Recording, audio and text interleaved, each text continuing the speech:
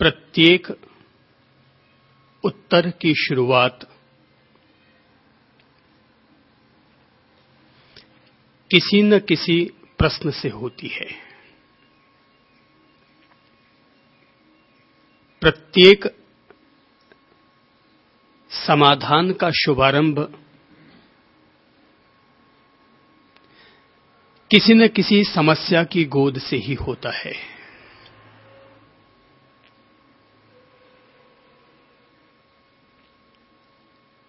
दुनिया में ऐसे समाधानों की कीमत नहीं हुआ करती कि जिन समाधानों को पहले कभी किन्हीं समस्याओं का सामना न करना पड़ा हो। एक सफल व्यक्ति सफलताओं का पूरा जायका नहीं ले पाता, लेकिन जिस व्यक्ति ने अपनी जिंदगी में असफलताओं का सामना किया है, वही व्यक्ति सफलता की सच्ची कीमत आंक सकता है।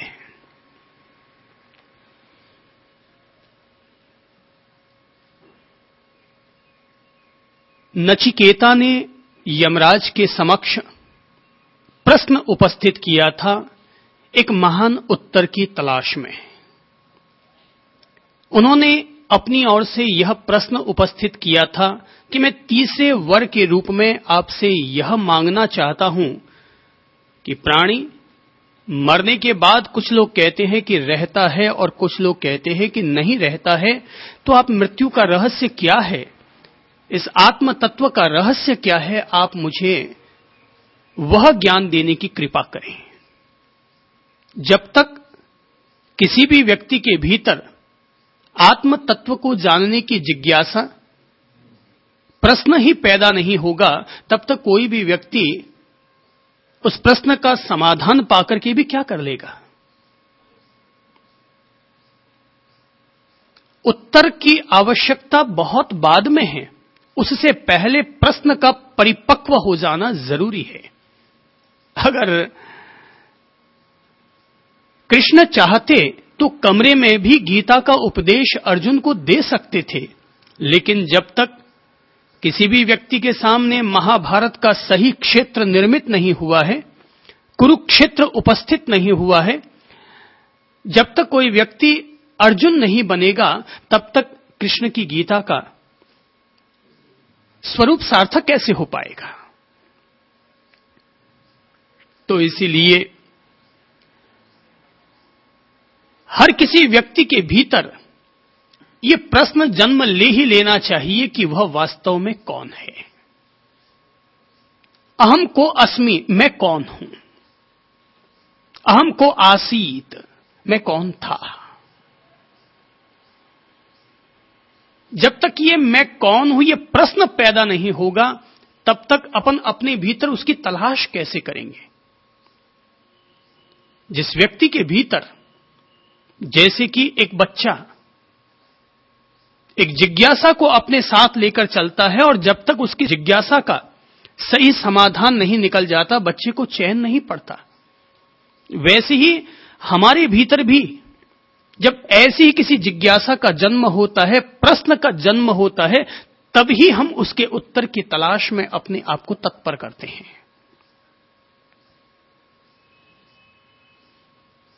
जरा सोचो कि अगर गुरु के पास भी चले गए और हमारे भीतर ऐसी कोई तमन्ना नहीं है, तो वहां जाकर के भी हम क्या कर लेंगे। जैसे एक गवाला गायों को पानी पिलाने के लिए तालाब के पास ले जाता है। गवाले का काम केवल गायों को तालाब के पास ले जाना है, तालाब दिखा देना है। अब वो पानी पीना या न पीना, यह गायों की मर्जी पर निर्भर करता है। अगर गुरु अपनी ओर से आत्मज्ञान का रास्ता बताते हैं, तो ये बता देते हैं कि यह है सरोवर, यह है उसका स्वरूप, लेकिन उस स्वरूप को जानने के प्रति अपने आप को दत्तचित्त करना कि न करना, यह स्वयं व्यक्ति की अपनी मौज है। जैसे ग्वाला गायों को पानी के पास ले जाता है, कोई उसके मुंह में पानी डालता थोड़ी है, ले जाता है, पानी दिखा देता है, यह रहा पानी, अब तुम्हारी मौज, चाहो पियो, प्यास हो तो पियो, प्यास न हो तो मत पियो। प्रश्न होगा तो उत्तर की तलाश कर लेंगे, प्यास होगा तो पानी पी लेंगे, और प्यास ही नहीं है तो तालाब के पास कई दफा अपन देखते हैं कि गायें जाती हैं, पानी को देखती हैं और मुंह फेर लेती हैं। तो दुनिया में भी तो ऐसे ही लोग होते हैं जो कि आत्मज्ञान की अगर चर्चा हो, खुद के भीतर अगर प्रश्न नहीं है, जिज्ञासा नहीं है, प्यास नहीं है, तो लोग मुंह फेर लेते हैं, बोले कहां ये सब बोझिल बातें हो रही है, उबासी आ रही है लोगों को। ये तो अपने अपने दिल की तमन्ना पर निर्भर करता है, अपनी अपनी जिज्ञासा और प्यास पर निर्भर करता है। प्यास पक जानी चाहिए, प्रश्न पक जाना चाहिए। इसे हम यूं समझें, एक व्यक्ति रवाना होता है दाल बाटी चूरमा खा करके अपने घर से, एक गांव से रवाना होता है दूसरे गांव जाने के लिए। उसकी बीवी ने उसके लिए पानी की बोतल सब तैयार कर दी है, सब रख दिया है, उसने अपना सारा सामान भी ले लिया है, निकल भी पड़ा है, पर बीच रास्ते में पहुंचा है, प्यास लगी और जैसे उसने पानी की बोतल ढूंढनी चाहिए तो एहसास हुआ रे पानी की बोतल तो घर पर ही छूट गई। बस अब क्या हो रहा है, तेज गर्मी पड़ रही है, प्यास भीतर में जग रही है, आदमी बढ़ रहा है, पर प्यास उसको बेचैन कर रही है। जैसे तैसे रास्ता नापते हुए आदमी उस गांव तक पहुंचता है, और जैसे ही वो उस दूसरे गांव तक पहुंचता है कि सबसे पहले दो सज्जन मिलते हैं। अरे ओ भाया, आए क्या? अरे आओ आओ, बैठो बैठो, अपन शेयर मार्केट की बात करते हैं, आजकल शेयर में काफी उतार चढ़ाव आया हुआ है। वो कहता है अरे यार तुम शेयर वेयर को अभी बाद में रख, अभी तो मुझे थोड़ा जाने जल्दी, बहुत जोर की प्यास लगी हुई है। और आदमी शेयर मार्केट को छोड़ करके आगे निकल पड़ता है, जबकि वो शेयर का व्यापारी है, पर फिर भी शेयर को छोड़ के आगे निकल पड़ता है। थोड़ा और आगे बढ़ता है, गांव के करीब पहुंचता है, चौपाल के पास की, तभी वो कहता है अरे आओ आओ भैया, ताश के पत्ते खेलते हैं। अरे यार तुम कौन से ताश के पत्ते की, वो बोल भी नहीं पाता, बोलेगा बाद में आता हूं, बाद में। थोड़ा और आगे बढ़ता है, एक और दोस्त मिलता है, अरे यार आजकल फिल्म बड़ी जोरदार आई हुई है, चलाओ फिल्म दिखा के लाते हैं तुझे। अब तो बोलने की भी इच्छा नहीं हो रही है उससे, मन में खींच पैदा हो रही है, अरे मुझे प्यास से मैं तड़फ रहा हूं और तुझे किसी को शेर सूझता है, किसी को ताश सूझती है, किसी को फिल्म सूझती है, और वो यूं करके आगे बढ़ जाता है। थोड़ा दूर आगे चलता है कि ससुर मिल जाता है, धोख लगाना भी उसको याद नहीं रहता, ससुर जी से बात करनी भी उसको नहीं सुहा रही है, वो तो चल रहा है। ससुर जी भी सोच रहे हैं इसका माथा खराब हो गया, मैं सामने गया तो भी इसने कोई दुआ सलाम भी नहीं की, क्या बात है, नाराज हो गया, क्या हो गया। वो तो सीधा दौड़ते दौड़ते उस गांव पहुंचा, और वहां जाकर के जब 4 गिलास पानी पिया, तब चैन में चैन आई, आत्मा में चैन आई, शांति आई, और अब उसको लगता है अब पानी पीने के बाद अब शेर भी याद आ रहा है, ताश के पत्ते भी याद आ रहे होंगे, फिल्म देखना भी याद आ रहा होगा, सभी चीजें याद आ रही होंगी, पर एक प्यासे को क्या चाहिए? पानी।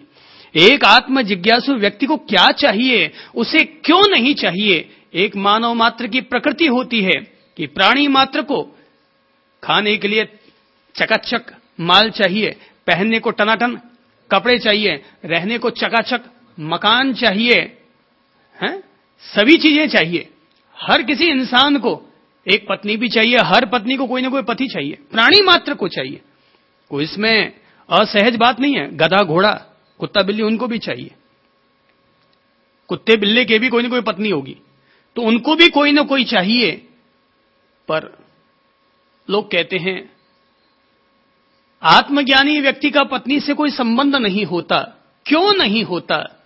इसलिए नहीं होता क्योंकि एक आत्मज्ञानी व्यक्ति को तो पत्नी नहीं सूझती, जैसे प्यासे को फिल्म, शेयर, ताश के पत्ते याद नहीं आते तो उसको हर वक्त वो पानी पानी पानी दिखाई दे रहा है। वैसे ही जिसके भीतर आत्म जिज्ञासा जन्म ले चुकी है, उसको फिर ये इधर उधर की बातें, भोग ये सब फालतू की बातें, खाना पीना ये वो सब याद नहीं रहते। कहते हैं महावीर ने 12.5 वर्ष के साधना काल में केवल 365 दफा भोजन किया। बहुत बड़ा आश्चर्य है ये, संसार का अद्भुत आश्चर्य है कि महावीर ने 12.5 वर्ष में केवल 365 दफा आहार लिया।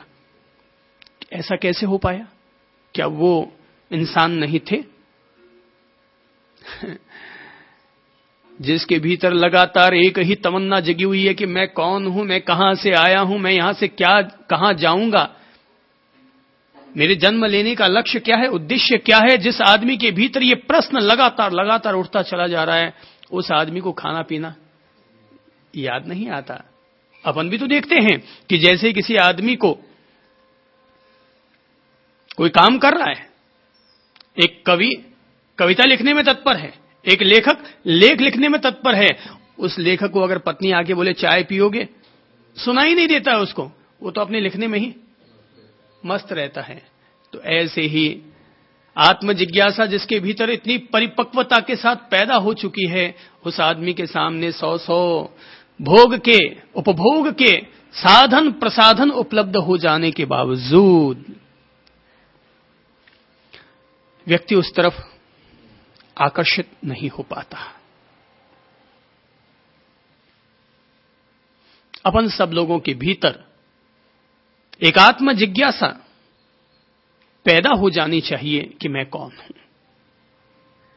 इस दुनिया में सभी लोग जानते तो खूब जानते हैं, सब लोगों के पास उत्तर है, सब लोगों के पास समाधान है, लेकिन अपन सभी लोग दूसरों के बारे में ढेर सारे उत्तर रखते हैं, और दूसरों को अगर समाधान देना हो तो अपन ढेर सारे समाधान दे सकते हैं, पर खुद को समाधान देना हो, खुद के लिए उत्तर की तलाश करनी हो तो इसलिए खुद को समाधान नहीं दे सकते क्योंकि अभी तक खुद के भीतर वास्तविक तौर पर प्रश्न नहीं पैदा हुआ।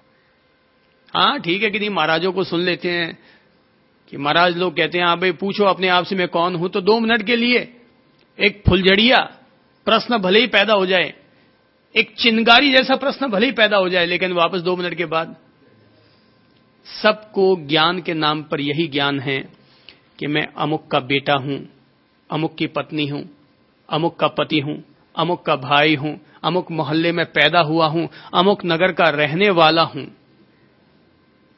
इतना ही तो ज्ञान है। आत्म जिज्ञासा उसे कहते हैं